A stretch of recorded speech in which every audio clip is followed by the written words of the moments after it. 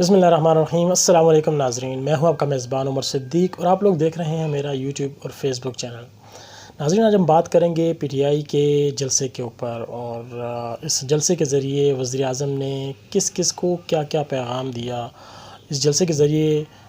ان کا کیا مقصد تھا، کیا مقصد انہوں نے حاصل کیا، اس پر بھی بات کریں گے۔ اور اس جلسے کی خاص بات یہ ہے کہ وزیر اعظم نے اس جلسے کے آخری پارٹ میں ایک سپیچ کی ہے، اور اس کے علاوہ انہوں نے ایک سیکریٹ خط کا ذکر کیا ہے۔ اس تمام تر صورتحال پر ہم آپ سے بات کریں گے، لیکن اگر ابھی تک آپ نے ہمارا چینل سبسکرائب نہیں کیا تو ہمارا چینل سبسکرائب کریں تاکہ آپ کو آنے والی ہر ویڈیو کا نوٹیفیکیشن ٹائم پہ ملے۔ تو بڑھتے ہیں ناظرین وزیر اعظم عمران خان کے امر بالمعروف جلسے کی طرف۔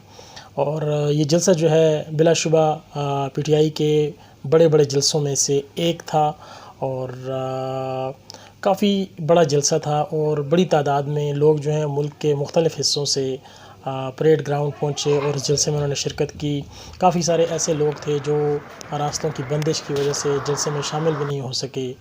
بہرحال ایک بہت بڑا جلسہ تھا، لیکن اس جلسے کے اندر وزیر اعظم عمران خان نے کیا کچھ حاصل کرنے کی کوشش کی ہے، اور کن کن کو پیغام دینے کی کوشش کی ہے، اور کیا پیغام انہوں نے دیا ہے۔ سب سے پہلے بات کرتے ہیں اسٹیبلشمنٹ کی۔ اگر آپ کو یاد ہو تو یوں تو جتنے بھی وزراء اعظم ہیں، خاص طور پہ اگر ہم نون لیگ کی بات کریں تو ان کی جو اسٹیبلشمنٹ ہے ان کے ساتھ نوک جھوک جو ہے وہ جاری رہتی ہے، اور چاہے ڈان لیگز کا معاملہ ہو، یا چاہے پاناما کیس میں پھنسنے کے بعد جو ان کا اسٹیبلشمنٹ کی جانب جو رویہ ہو، اور ووٹ کو عزت دو کا نعرہ ہو، یہ ایسی چیزیں ہیں جو کہ ہر حکومت میں آنے والے پرائم منسٹر کی اسٹیبلشمنٹ کے ساتھ کچھ نہ کچھ نوک جھوک لگی رہتی ہے۔ وزیر اعظم عمران خان کے ساتھ بھی ابتدا میں اگر ہم بات کریں تو اس طرح کا ایک کلیش جو ہے وہ آ چکا ہے، کیونکہ وزیر اعظم سمجھتے تھے کہ جو افغانستان کی صورتحال تھی، تو ایسی صورتحال میں وہ چاہتے تھے ملکی مفاد میں ایک فیصلہ، لیکن آپ کو پتہ ہے کہ اس معاملے پر پھر اسٹیبلشمنٹ کی اور حکومت کی کلیش ہوئی، اور اس سے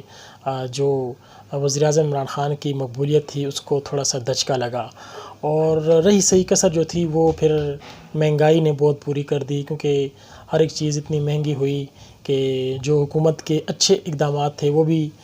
پھر نظر آنا جو ہے وہ ختم ہو گئے، اور مسلسل حکومت کے اوپر ایک پریشر جو ہے وہ بلڈ اپ کیا گیا، اور اپوزیشن جو ہے وہ بھی ایک ہو گئی، اور پھر نوبت جو ہے وہ تحریک عدم اعتماد تک پہنچی۔ تو ایک تو وزیر اعظم جو ہیں وہ اس جلسے کے ذریعے ایک تو اسٹیبلشمنٹ کو یہ پیغام دینا چاہتے تھے کہ ان کی مقبولیت میں کمی نہیں ہوئی، ان کی مقبولیت اسی طرح ہے، اور آج بھی ورکرز جو ہیں وہ ان کے ساتھ ہیں۔ ایک تو یہ بہت بڑا مقصد تھا جو کہ وزیر اعظم اس جلسے کے ذریعے اچیو کرنا چاہتے تھے۔ دوسرا مقصد ان کا دوسرا جو انہوں نے پیغام دیا ہے وہ ہے منحرف ارکان کو پیغام دیا ہے کہ اسٹریٹ پاورز جو ہے وہ ابھی بھی عمران خان کے ساتھ ہے، اور عمران خان جو ہے وہ عوام میں جانے والے آدمی ہیں، اور اس جلسے کے ذریعے انہوں نے یہ پیغام دینے کی کوشش کی ہے کہ شاید یہ جو منحرف ارکان ہیں، یہ ناراض ارکان ہیں، یہ واپس وزیر اعظم عمران خان کی مقبولیت دیکھ کے واپس پی ٹی آئی کی طرف لوٹ آئیں، اور واپس جو ہیں وہ راہ راست پر آ جائیں، اور نو کانفیڈنس موو میں وزیر اعظم کو ووٹ دینے کے لیے راضی ہو جائیں۔ ایک تو یہ مقصد تھا۔ دوسرا، اتحادیوں کو بھی ایک پیغام دیا ہے وزیر اعظم نے کہ وہ بھی سنبھل جائیں، کیونکہ وزیر اعظم نے اپنی جو اس جلسے کے اندر بہت سارے جو ان کے حکومتی اقدامات تھے ان سے پبلک کو آگاہ کیا، اپنے ورکرز کو اور پورے پاکستان کو انہوں نے آگاہ کیا کہ انہوں نے کیا کیا اچھے کام کیے ہیں۔ انہوں نے معیشت کے حوالے سے اپنے اقدامات کا ذکر کیا، انہوں نے صحت کارڈ کے حوالے سے، انہوں نے کرونا میں جو حکمت عملی اپنائی گئی، اس کے علاوہ سب سے بڑی بات جو انہوں نے خارجہ پالیسی کے حوالے سے بات کی کہ آزاد خارجہ پالیسی انہوں نے اپنائی۔ تو یہ تمام تر چیزیں جو انہوں نے اپنے اس جلسے کے اندر بیان کی، تو اس سے ان کا ایک مقصد یہ تھا کہ وہ اتحادیوں کو بھی ایک پیغام دے کہ صرف اپوزیشن کی طرف جانے سے کام نہیں بنے گا، ان کو چاہیے کہ وہ واپس جو ہے اپنی پارٹی اور اپنی حکومت کے ساتھ جو ہے وہ ان کا ساتھ دیں اور واپس جو ہے حکومت کی طرف دیکھے۔ تو ایک تو یہ بھی وزیر اعظم کا مقصد تھا جس کا انہوں نے حاصل کرنے کی کوشش کی ہے۔ اس کے علاوہ انہوں نے اپنے جو ورکرز تھے، خاص طور پہ پی ٹی آئی کے ایسے ارکان جو ناراض ہو چکے تھے، جن کو ٹکٹس نہیں ملے تھے، اور اتنا بڑا جلسہ کر کے ان کو ایک بار پھر اکٹھا کرنا تھا۔ اور واقعی ہم نے دیکھا کہ مختلف شہروں سے،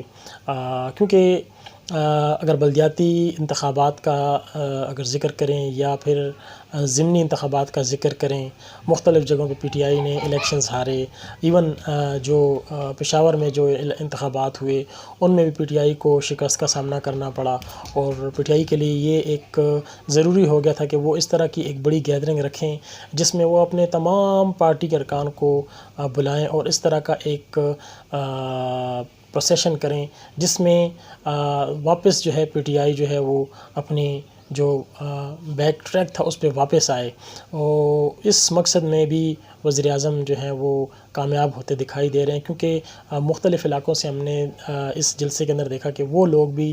تشریف لائے، وہ کارکنان یا وہ نظریاتی کارکن جو کہ ووٹ نہ ملنے کی وجہ سے ناراض تھے، اور وہ ان جلسوں میں تشریف لائے، اور ایک بہت بڑا کراؤڈ تھا۔ تعداد کے بارے میں البتہ ابھی تک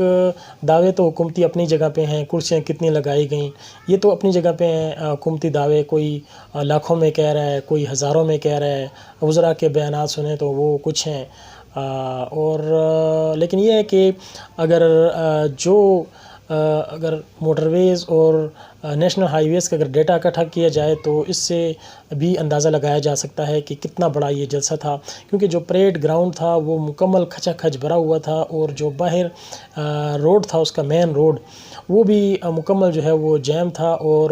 چاہے مری کی طرف سے آنے والا روٹ ہو، چاہے پنجاب والی سائڈ سے یا کے پی والی سائڈ سے یا گلگت بلتستان والی سائڈ سے جو راستے تھے وہ تمام تر جو ہیں وہ بلاکس تھے، موٹر ویز اور نیشنل ہائی ویز۔ تو ایک خاص طور پہ اسلام آباد کے اندر اتنا پورا ایک جیم پیک تھا، اور کافی ہیکٹک دن تھا لوگوں کے لیے، اور بہت بڑی تعداد جو ہے وہ جلسے میں شرکت کے لیے پہنچی۔ تو یہ کہا جا سکتا ہے کہ ایک بہت بڑا جلسہ تھا، اور وزیر اعظم نے جو مقصد حاصل کرنا تھا وہ انہوں نے حاصل کیا، کیونکہ باقی پارٹیوں کے بھی اسلام آباد کے اندر جلسے تھے۔ پہلے جے وائی کا ایک دن پہلے یہاں پر جلسہ تھا 26 کو، پھر 27 کو جو ہے وہ پی ٹی آئی کا جلسہ ہوا، تو پہلے سے ہی جے وائی کے لوگ بھی موجود تھے، اور اوپر سے یہ والا جلسہ بھی ہونا، پھر ایک پورا بہت بڑا کراؤڈ جو ہے وہ اسلام آباد میں ہے۔ اور اب آج جو ہے وہ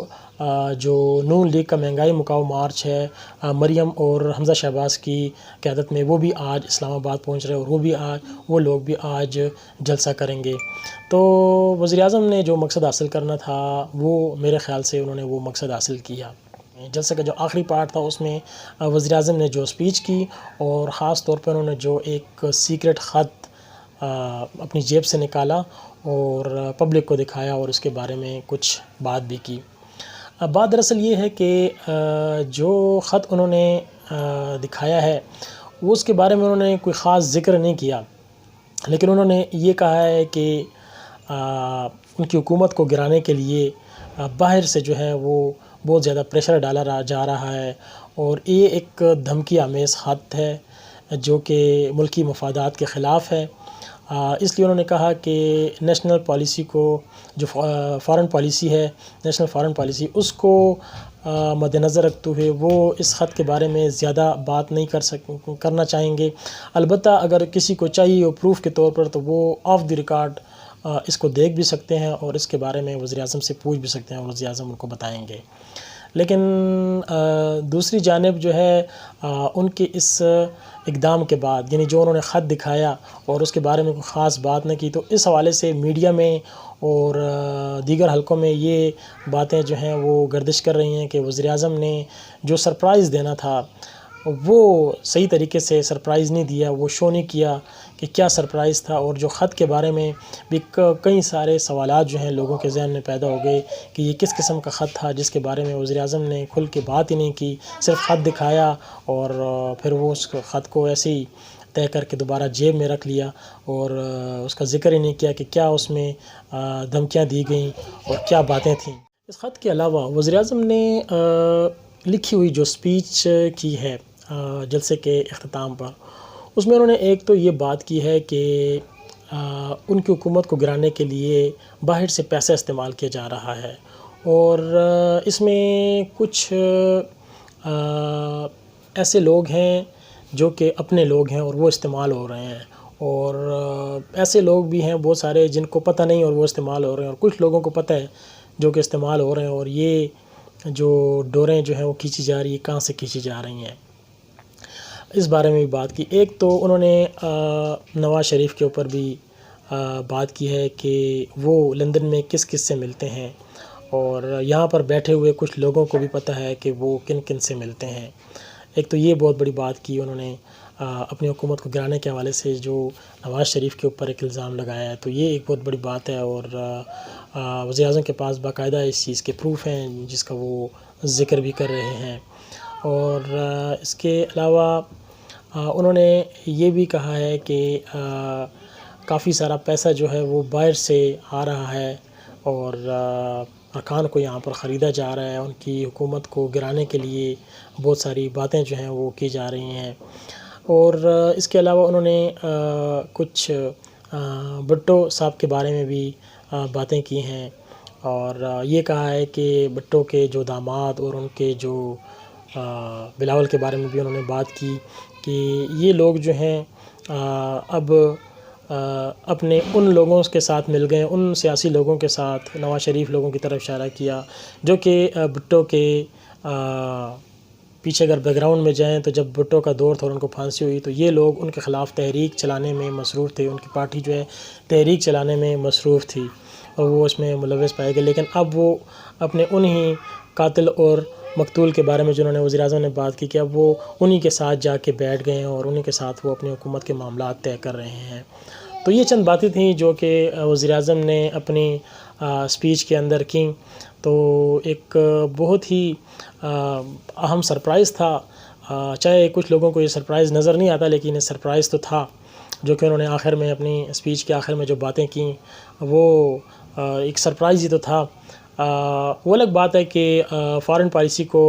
مد نظر رکھتے ہوئے انہوں نے یہ باتیں نہیں کیں، لیکن میرا جہاں تک اپنا خیال ہے وہ یہ ہے کہ اگر اس خط کی بات کی جائے یا یہ جو آخر میں اسپیچ کے آخری حصے میں جو باتیں ہو رہی ہیں، اس کے ایک تو یہ ایک کڑی ملتی ہے کہ اگر آپ کو یاد ہو تو پچھلے دنوں وزیر اعظم نے ایک دورہ کیا تھا روس کا، اور اس وزیر اعظم کے اس دورہ روس کے اوپر بہت سارے سوالات اٹھائے گئے تھے کہ یہ دورہ جو تھا اس کی ٹائمنگ کچھ ٹھیک نہیں تھی اور وزیر اعظم کو یہ دورہ نہیں کرنا چاہیے تھا۔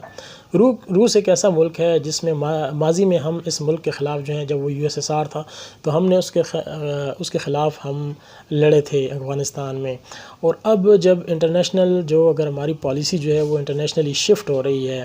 اور ایسے میں جب